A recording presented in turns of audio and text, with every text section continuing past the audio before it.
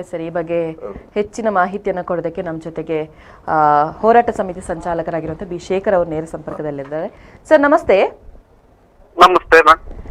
Yes sir, ಈಗ ಗೊತ್ತಿರ್ಬೋದು ಬ್ರಹ್ಮರಕೂಟ್ಲುವಿನಲ್ಲಿ ಸಾಮೂಹಿಕ ಧರಣಿ ನಡೀತಾ ಇದೆ, ಒಂದು ಟೋಲ್ ಗೇಟ್ಗೆ ಸಂಬಂಧಪಟ್ಟ ಹಾಗೆ. ಏನಿದೆ ಸರ್ ಹೆಚ್ಚಿನ ಮಾಹಿತಿ ಇದ್ರ ಬಗ್ಗೆ?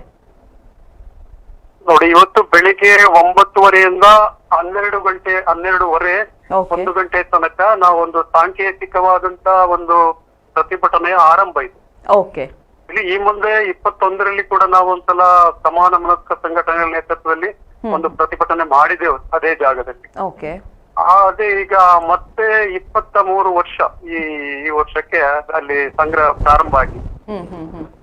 ಅಂದ್ರೆ ನೋಡಿ, ಇವತ್ತು ವ್ಯಾಪಕವಾದಂತ ಬೆಂಬಲ ಸಿಕ್ಕಿತ್ತು ಎಲ್ಲಾ ಸಂಘಟನೆಯ ನಾಯಕರು. ಅದೇ ಬಂಟ್ವಾಳ ತಾಲೂಕು ಅಲ್ಲದೇನೆ ಪುತ್ತೂರು, ಬೆಳ್ತಂಗಡಿ, ಸುಳ್ಯ, ಮಂಗಳೂರು, ಸುರತ್ಕಲ್ ಟೋಲ್ ಗೇಟ್ ಇದು ಹೋರಾಟ ಸಮಿತಿಯವರು, ಹೆಜ್ಮಾಡಿ, ಎಲ್ಲ ದಕ್ಷಿಣ ಕನ್ನಡ, ಉಡುಪಿ ಜಿಲ್ಲೆಯನ್ನು ವ್ಯಾಪಕವಾದಂತ ಬೆಂಬಲ ಸಿಕ್ಕಿದೆ ಇಲ್ಲಿ.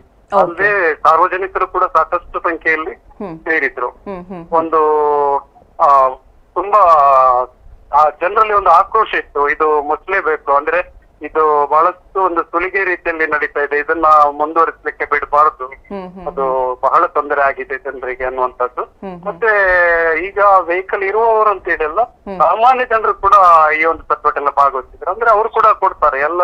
ಈಗ ಭರಿಸೋರು ಯಾರು ಅಂತ ಹೇಳಿದ್ರೆ ಪ್ರಯಾಣಿಕರೇ, ಬಸ್ ಇರ್ಬಹುದು, ಟೂರಿಸ್ಟ್ ವೆಹಿಕಲ್ ಮಾಡ್ಕೊಂಡು ಹೋಗಿರ್ಬಹುದು, ಎಲ್ಲೂ ಕೂಡ ಕೊಡುವಂತವರು ನಾವು ಜನಸಾಮಾನ್ಯರು, ನಮ್ಮ ಜೇಬಿಂದ ಹೋಗ್ತಾ ಇದೆ.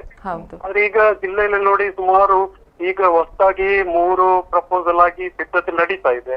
ಮಲಾಲಲ್ಲಿ ಹೊಸ ಬ್ಯಾಂಗ್ಳೂರು ಹೈವೇಯಲ್ಲಿ ಒಂದು ಆಗ್ತಾ ಉಂಟು, ಈಗ ಹೆಜ್ಮಾಡಿ ಇಲ್ಲಿ ನಮ್ಮ ಗಂಜಿ ಮಠದಲ್ಲಿ ಆಗ್ತಾ ಇದೆ, ಮತ್ತೆ ಪನಕಜೆಯಲ್ಲಿ ಒಂದು ಸಿದ್ಧತೆ ನಡೀತಾ ಇದೆ.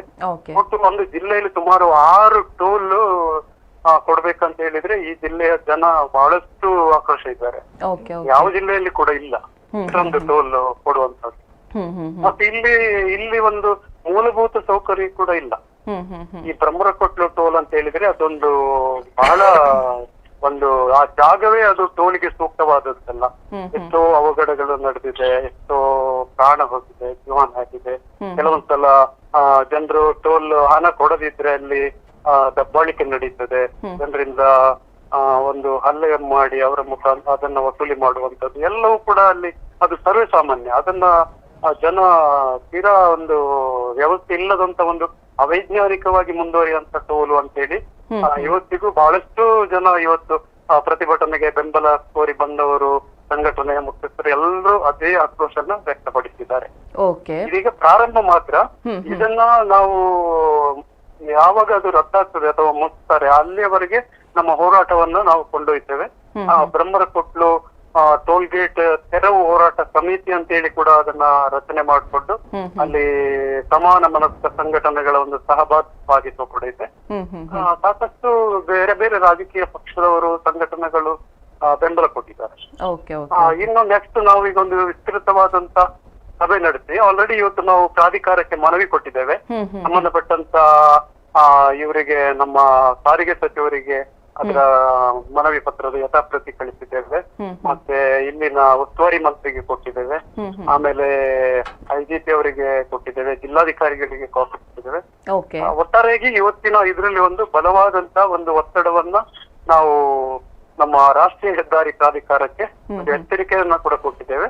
ಇನ್ನೊಂದು 15 ದಿವಸದಲ್ಲಿ ನಮ್ಮ ಮುಂದಿನ ಹೋರಾಟದ ರೂಪುರೇಷೆ ಅಥವಾ ಈ ಪ್ರಾಧಿಕಾರದ ಏನು ನಮ್ಗೆ ಅವರು ಒಂದು ಅಡ್ವರ್ಟೈಸ್ಮೆಂಟ್ ಕೊಡ್ತಾರ ಅಥವಾ ಅದರ ಬಗ್ಗೆ ಏನಾದ್ರು ಪ್ರೆಸ್ ಮೀಟ್ ಅಲ್ಲಿ ಹೇಳ್ತಾರ ಅಥವಾ ಒಂದು ಮೀಟಿಂಗ್ ಕರೀತಾರ ಅನ್ನುವಂಥದ್ದು ಗೊತ್ತಿಲ್ಲ. ಅದನ್ನ ಬಲವಾಗಿ ಒತ್ತಾಯ ಮಾಡಿದ್ದೇವೆ.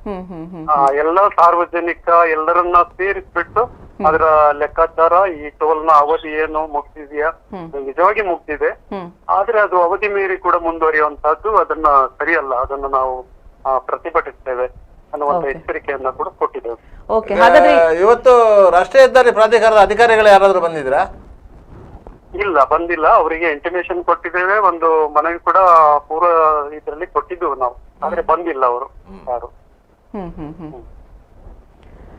S sir, thank you sir ಮಾಹಿತಿಗಾಗಿ. ಎಸ್